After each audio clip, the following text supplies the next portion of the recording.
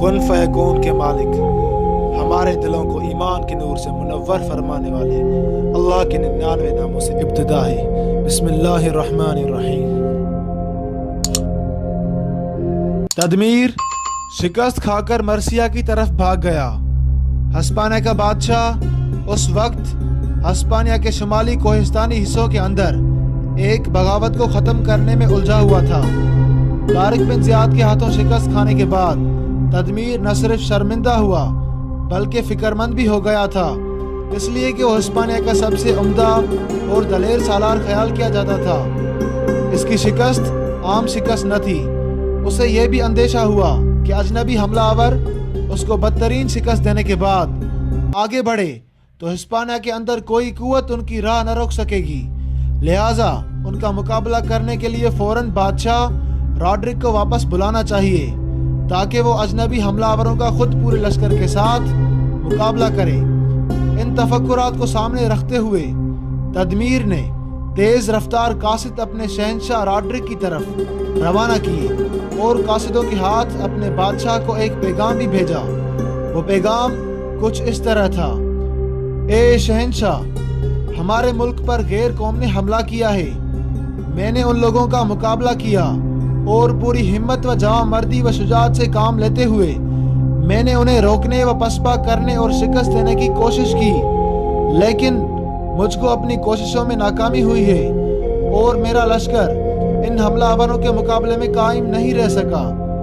اب ان حالات میں اس بات کی ضرورت ہے کہ آپ بنفس نفیس اپنے پورے لشکر کے ساتھ حملہ آور ہونے والی اس انوکھی بڑی قوت کی طرف متوجہ ہوں۔ میں نہیں جانتا کہ یہ حملہ آور کون ہیں، کہاں سے آئے ہیں، آسمان سے اترے ہیں یا زمین سے نکل کھڑے ہوئے ہیں۔ اپنے قاصدوں کے ہاتھ اپنے شہنشاہ راڈرک کے نام یہ پیغام بھیجنے کے بعد تدمیر اپنے بچے کچے لشکر کے ساتھ بڑی بے چینی اور بڑی بےتابی سے راڈرک کی آمد کا انتظار کرنے لگا تھا۔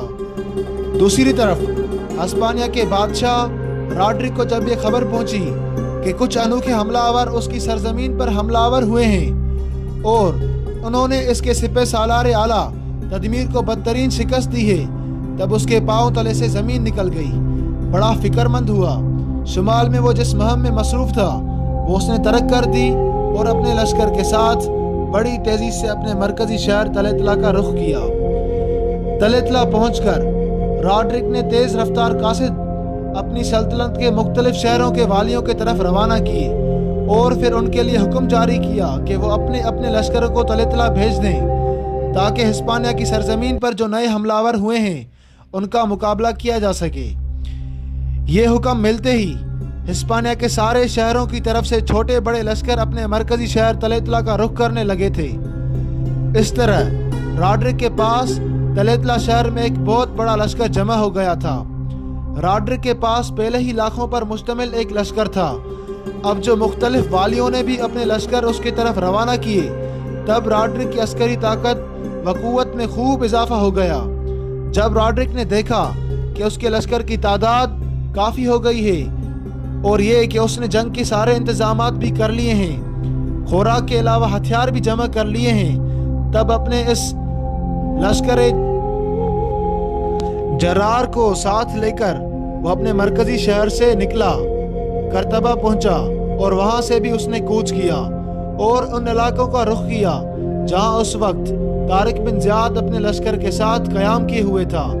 اس طرح ہسپانیہ کے بادشاہ راڈرک نے اپنے بھرپور لشکر کے ساتھ طارق بن زیاد کے مٹھی بھر اور مختصر سے لشکر کے سامنے پڑاؤ کیا تھا۔